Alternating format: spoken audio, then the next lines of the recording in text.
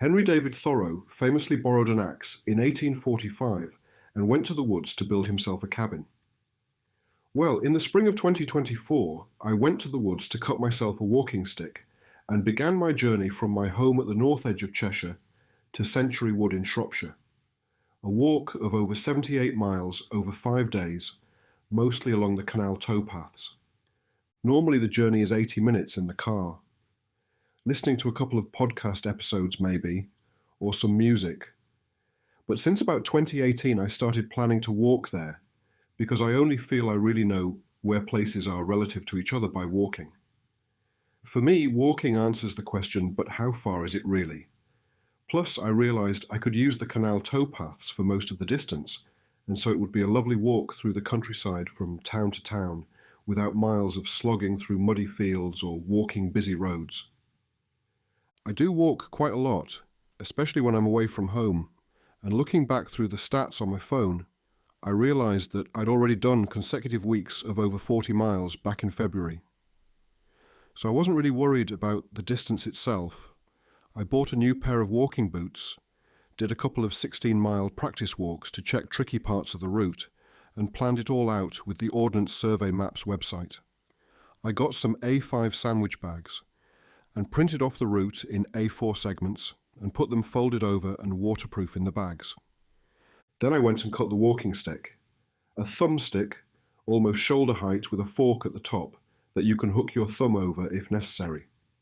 I cut it from a young maple stem with this Fisker's pruning saw, light enough to take with me in case I needed to cut another one, and safe in my rucksack because the blade retracts into the handle and locks. The walking stick was invaluable once I got onto muddy stretches of towpath. Finally, it was time to set off. The first day included a detour to the National Trust's Dunham Massey estate. I had planned to go into the gardens to see the castle mound, but the weather was already deteriorating, and so I pressed on rather than have my lunch there. I passed the water-powered sawmill that still operates in the summer season, and then through the fields to Little Bollington, and then by lanes and roadside paths to Lostock Gralham on the edge of Northwich. The weather got worse and worse, with driving rain in winds of 40 miles per hour for a couple of hours. At Lostock Gralham, I was staying in the Travelodge and had a very welcome pub dinner in the dry. The second day began dry, but was forecast to be rainy and windy again later. I picked up the Trent and Mersey Canal at the Lambs Wharf and headed south through the sulphurous fumes of the adjacent Tata Chemicals works. I was straight into deep mud on the towpath and was relying on the walking stick to stop me sliding around.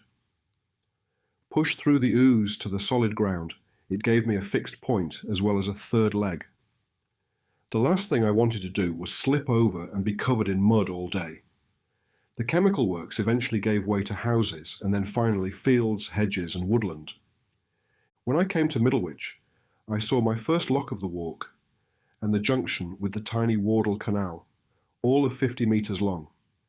This was the canal equivalent of a ransom strip and allowed the Trent and Mersey to charge higher tolls for boats connecting with the rival Shropshire Union Canal.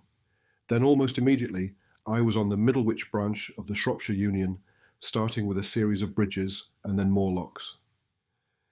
I had lunch in the rain, sheltered under a hedge not far past Middlewich, then began counting down the bridges.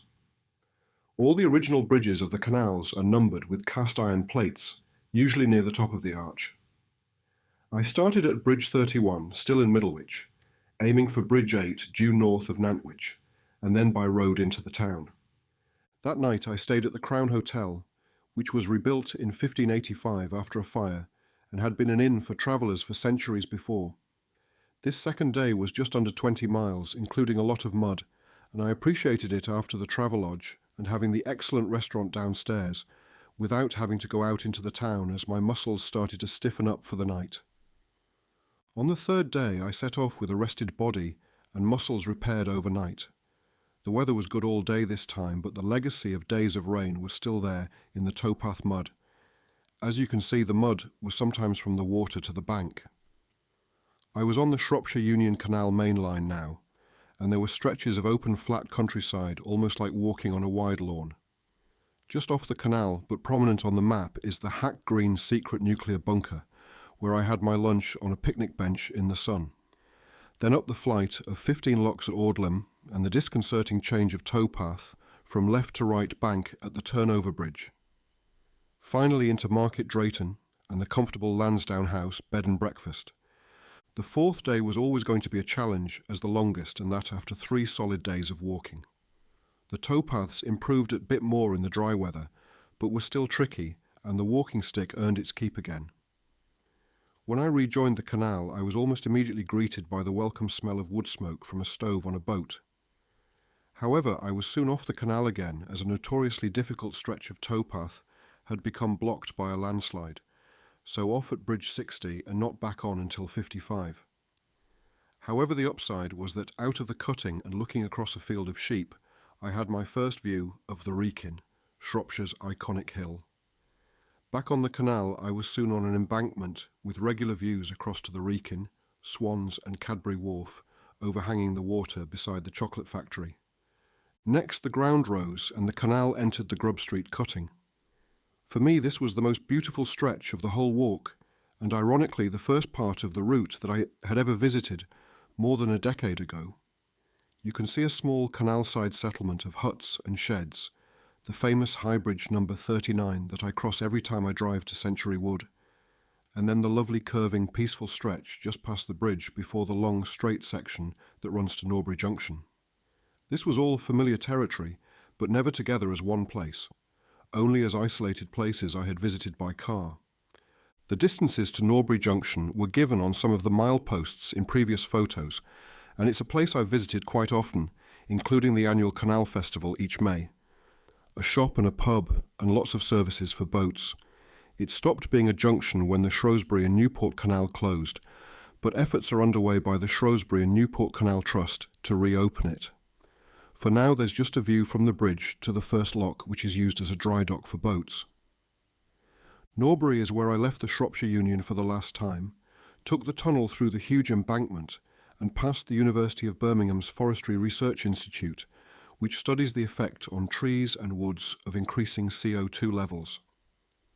I walked the lanes and used public rights of way to cross fields until I got to the village of Forton, when I rested on a bench in the churchyard.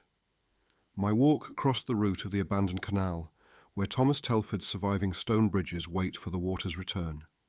Finally into the edge of Newport, which has a partially preserved stretch of canal in water, but without working locks. From Newport I walked to Lillishall Hall, now home to the National Sports Centre, with training facilities for Olympic-level athletes. Lillishall was the Shropshire seat of the Dukes of Sutherland, at the time the 4th Duke had Century Wood planted for the first time. I slept in a former guest room on the first floor of the main house for the last night of the walk after 23 miles that day. The final day started with breakfast at the hall and then a walk through the gardens behind the bowling clubhouse, through a portico saved from Trentham Hall when the Duke sold it off, and then by lanes to Lillishall Abbey. The Abbey had owned the land on which Century Wood stands from soon after the conquest to the dissolution of the monasteries when the Duke's ancestors bought it. Next to the Abbey was one last bit of canal, a derelict towpath and ditch leading to a pond that had been part of a disconnected industrial canal when the area was full of lime pits. Then a detour across the fields over stiles to the Lillishall monument that commemorates the first Duke, and a magnificent view towards the Wrekin. Then retracing my steps to return to my route across more fields and along more lanes until I eventually came to Century Wood. I finished by placing a stone from a towpath on the cairn. At the wood, I had time to open up the log cabin and think about how far I had come that day and that week. I had done a lot of thinking as I walked about what I saw and plans for the future. But I did not have any great revelation or moment of self-discovery to tell you about in these final sentences. What I had instead was an intense feeling of place, starting from the High Bridge and connecting together old friends into one unified location. I realized that I have scarcely before had such a strong understanding of exactly where I was.